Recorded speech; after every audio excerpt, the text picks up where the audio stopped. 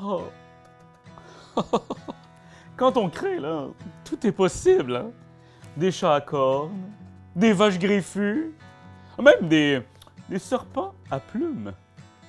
Voilà. Magnifique, hein?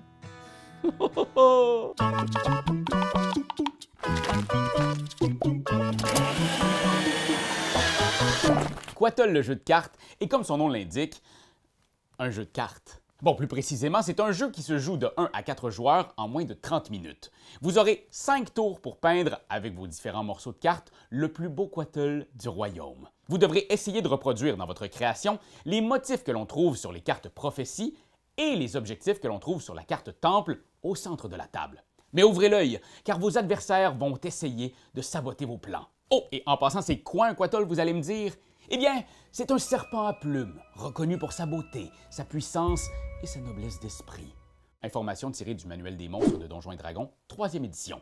Avant d'aller plus loin avec l'explication, procédons, si vous le voulez bien, à une mise en place. Donnez à chaque joueur une carte niveau, elle servira à suivre la progression de vos prophéties.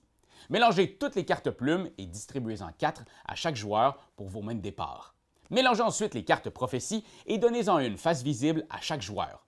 Celle-ci est placée devant l'espace 0 de votre carte niveau, puisque pour l'instant, vous avez 0 répétition de ce motif dans votre quattol. On révèle aussi au centre de la table 2 cartes prophéties qui vont servir de réserve, 3 cartes si vous jouez à 2. On révèle une seule carte temple au centre et les autres retournent dans la boîte. On choisit un premier joueur qui lui reçoit l'ensemble numéro 1 de cartes tête et queue. Le joueur 2 reçoit l'ensemble 2 et ainsi de suite. Mettez vos 5 cartes tête et queue de côté pour l'instant. Vous pouvez les consulter, mais vous n'en aurez pas besoin avant le dernier tour. Bon, c'est parti! Tout d'abord, chaque fois que le tour du premier joueur commence, y compris au tout début de la partie, il doit ajouter un morceau du corps au quattol doré. C'est un compteur de tours. C'est ta responsabilité, premier joueur. Ne nous laisse pas tomber, OK? On compte sur toi. C'est sérieux. Si tu oublies de compter les tours, il y a de fortes chances qu'on joue sans s'arrêter toute la journée. Ou même pour toujours. Alors pensez-y, moi j'ai une famille qui m'attend à la maison. Puis je les aime. Beaucoup. Lors de votre tour, ajoutez 2 cartes plumes à votre quattol.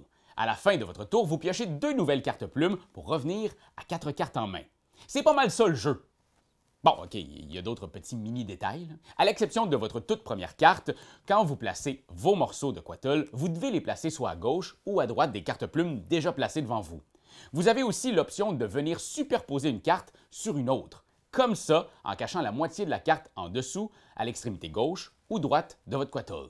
Vous ne pouvez pas glisser une carte sous une autre carte déjà jouée, ça c'est non. Aussi, vous ne pouvez jamais glisser une carte entre 2 autres cartes qui sont déjà posées.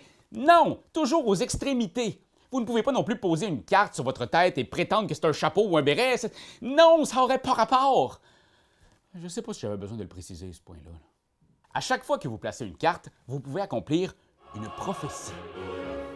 En fait, si la carte plume que je viens de placer crée un motif qui répond aux exigences d'une ou de plusieurs cartes prophéties visibles autour de la table, je peux m'en approprier ou la faire progresser de niveau.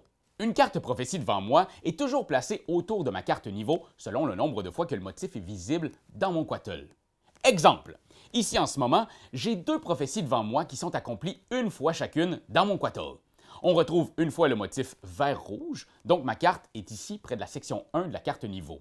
Même chose pour celle-ci qui demande d'avoir du vert entouré par 2 segments d'une autre couleur. Ici, rouge.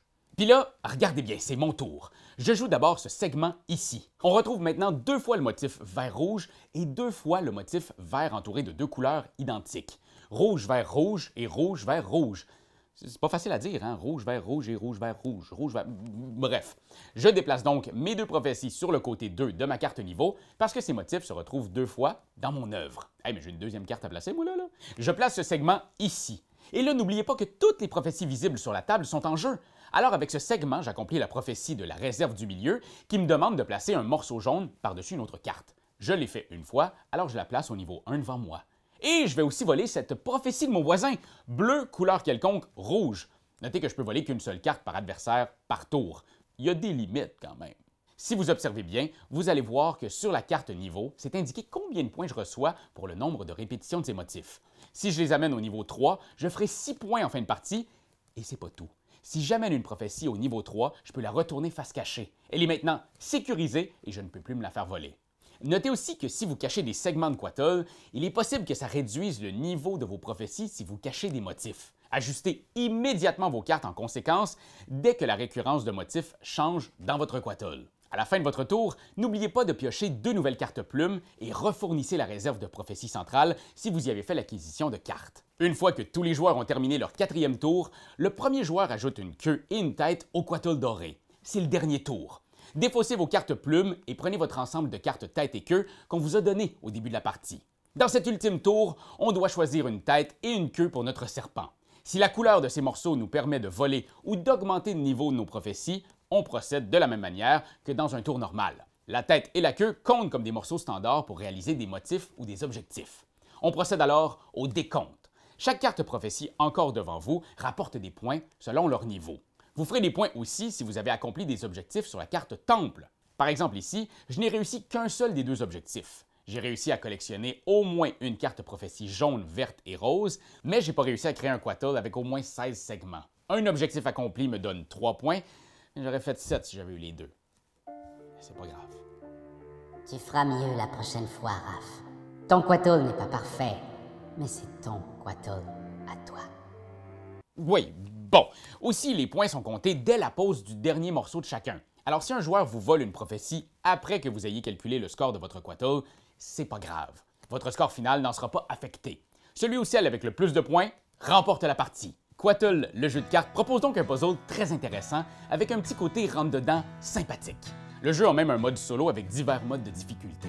Oh, au final, hein, gagnant ou perdant, vous aurez tous créé quelque chose d'unique aujourd'hui.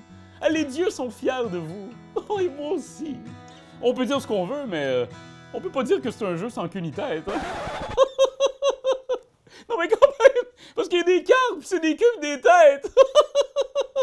Oh non, mais je pense que je vais aller nettoyer mes pinceaux, moi, là. OK, coupé. C'est toi de trouver l'épisode de jour du Popoche? Sonne la cloche! Sonne la On cloche! parle de jeu, like-nous, commande, suis-nous, ouais! Sonne la cloche! Sonne la cloche! Partage à tes amis, partage à ta mamie, Oh, ouais. Sonne la cloche! Sonne la cloche! Comment ton ouais, fais le mon titi! Sonne la cloche! Sonne la cloche! Sonne la cloche comme quand Jésus a sonné à la porte pour aller souper chez Zachée.